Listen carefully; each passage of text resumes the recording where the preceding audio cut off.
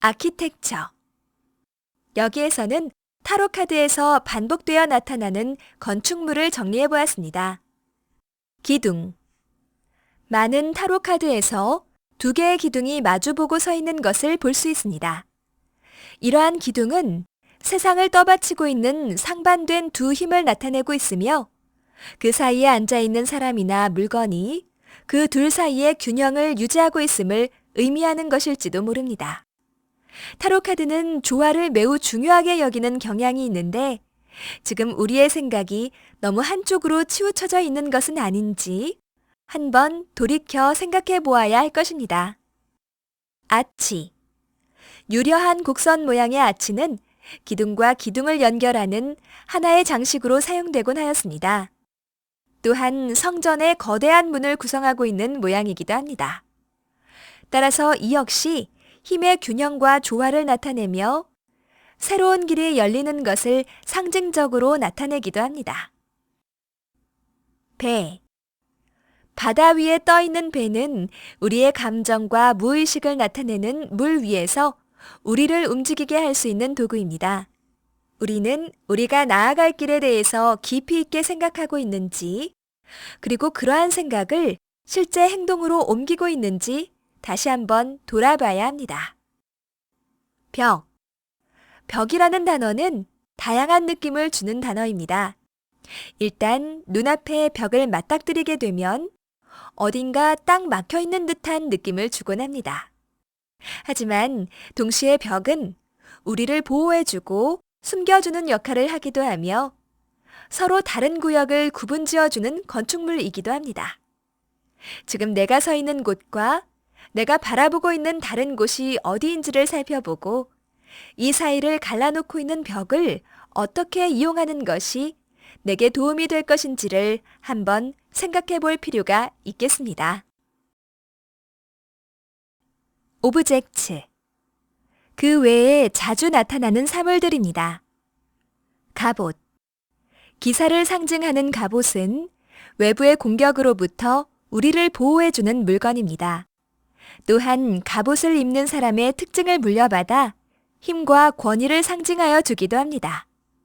쇠로 된 갑옷은 주로 밝은 하늘색으로 이루어져 있으며 이는 갑옷을 입은 기사는 단순히 강한 힘만 가지고 있는 것이 아니라 그만큼 강한 의지와 냉철한 판단력을 함께 가지고 있어야 한다는 것을 상징합니다. 의자. 의자는 사람이 앉아서 쉴 수 있는 장소입니다. 이상을 향해 끊임없이 전진해 나가는 것도 좋지만 가끔은 짐을 내려놓고 앉아서 쉬는 것이 더 큰 도움이 될 수 있다는 것을 잊지 말아야 할 것입니다. 또한 의자는 우리가 더 높은 곳을 향해 손을 뻗을 수 있게 받쳐주는 도구이기도 합니다. 우리가 힘이 모자랄 때 우리를 이렇게 도와주는 누군가가 주변에 있지 않나요? 월계관. 월계관은 전통적으로 승리를 상징했습니다. 그리고 월계관의 초록빛은 생명과 탄생을 상징하며 동그란 모양은 끊임없는 순환을 나타냅니다. 이렇게 월계관은 지금까지 우리가 이뤄놓은 업적에 대한 결실을 부여하면서 동시에 이를 바탕으로 더 높은 곳을 향해 새롭게 도약할 수 있는 기반을 상징합니다. 깃발. 깃발을 높이 드는 것은 다른 사람들에게 중요한 무엇인가를 널리 알리기 위함입니다. 깃발은 아주 빠르게 의미를 전달할 수 있는 통신 수단입니다만 그 의미를 정확하게 이해하기 위해서는 미리 정해진 약속을 알고 있어야만 합니다. 타로 카드에서 깃발을 발견한다면 어쩌면 우리에게 중요한 변화가 곧 들이닥칠 것이라는 상징일 수 있습니다. 그러나 미리 준비하고 살펴보지 않는다면 우리는 그 변화에 대비할 수 없을지도 모릅니다. 눈 가리개. 눈을 가리고 있는 사람들은 보기만 해도 답답한 느낌을 줍니다. 그냥 앞을 바라보기만 하면 알 텐데. 바로 앞에 있는 진실을 보지 못하기 때문에 현명한 결정을 내리지 못하는 것은 아닐까요? 우리에게 숨겨진 진실이 있는 것이 아닌지 찾아봐야 할 것입니다. 어쩌면 외부의 간섭을 차단한 채로 객관적인 태도를 유지하기 위해 눈을 가리고 있는 것일 수도 있습니다. 진실을 숨기는 방법은 아예 시야에서 가려버리는 방법도 있지만 너무 많은 것들 사이에 감추는 방법도 있음을 유의해야 합니다. 천칭. 법과 정의를 천칭으로 상징하곤 합니다. 그만큼 천칭은 균형과 조화의 중요성을 상징적으로 나타내어주는 물건입니다. 타로 카드에 천칭이 나왔다는 것은 어쩌면 현재의 우리 삶이 적절한 균형 속에 놓여 있기 때문이 아니라 오히려 그 반대로 우리 주변의 상황을 검토해보고 다시 균형을 맞춰야 할 필요가 있음을 나타내어 주는 것일 수도 있습니다. 색 유리창.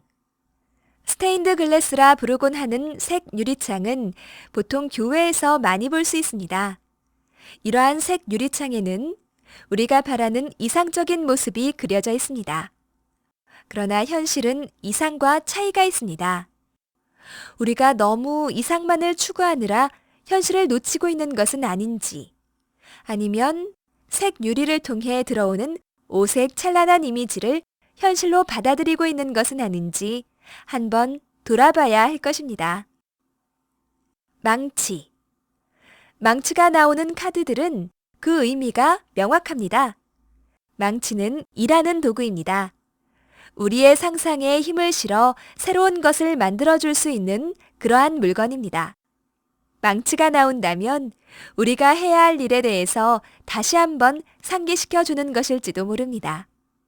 만족스럽게 일을 해내기 위해서는 단순 무식하게 망치를 내려친다고 이룰 수 있는 것이 아니라 정밀한 계획과 정확한 힘을 필요로 한다는 것을 잊지 말아야 합니다. 셀레스티얼 바디즈. 타로 카드에 등장하는 천체는 크게 세 가지로 압축됩니다. 태양. 태양은 이 세상에 존재하는 다양한 에너지의 원천입니다. 태양이 있기에 이 세상의 모든 것들이 살아 숨쉴 수 있습니다. 찬란한 금빛으로 빛나는 태양은 긍정적인 힘을 상징합니다.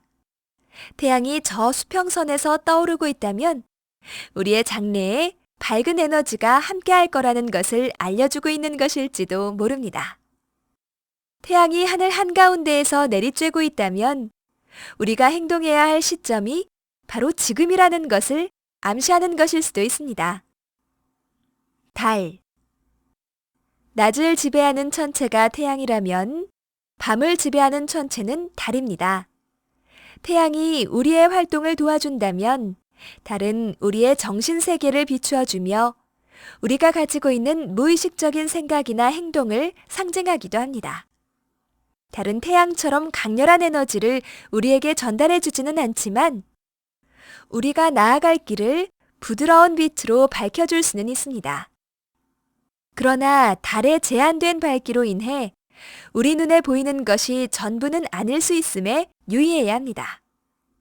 초승달이나 금음달이 타로 카드에 나타난다면 그것은 새로운 시작 혹은 하나의 일의 완결을 나타내는 것일 수도 있습니다. 또한 달은 이러한 순환의 속성을 상징적으로 나타내기도 합니다. 별. 밤에 고개를 내미는 또 다른 천체는 별입니다.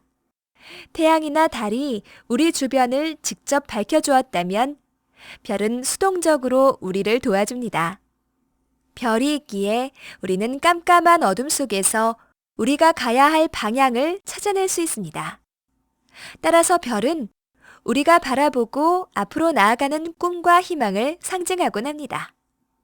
그러나 그 꿈과 희망은 단순히 바라보는 것만으로 이루어지지는 않습니다. 별이 직접 우리를 인도하는 것이 아니라 우리가 별에 대해서 배우고 적극적으로 그 위치를 해석할 때만이 우리에게 길이 열릴 것입니다. Other symbols. 천사. 천사는 신의 목소리를 인간에게 전달해주는 존재입니다. 그렇기에 천사는 하늘의 축복을 나타내는 상징이기도 하며 우리가 귀를 기울여야 할 중요한 메시지가 있음을 나타내기도 합니다. 어쩌면 현재 우리에게 일어나고 있는 일이 보이는 것보다 더 큰 의미를 지님을 귀뜸해 주는 것일지도 모릅니다. 무한대. 사람들은 항상 무한에 대해 동경해 오곤 했습니다. 그러나 타로 카드에서 무한은 영원히 고정되어 있는 상태가 아니라 그 두 개의 순환의 고리가 엮인 모양에서 알 수 있듯이 끊임없이 변화하고 순환하는 상태로 나타납니다. 무한대의 기호를 보게 된다면 단순히 현재의 상태가 영원할 것이라고 믿기보다는 주변의 변화에 조화를 이루면서 계속 변화하는 것이 오히려 현재의 상태를 유지하는 방법이라는 것을 생각해야 합니다.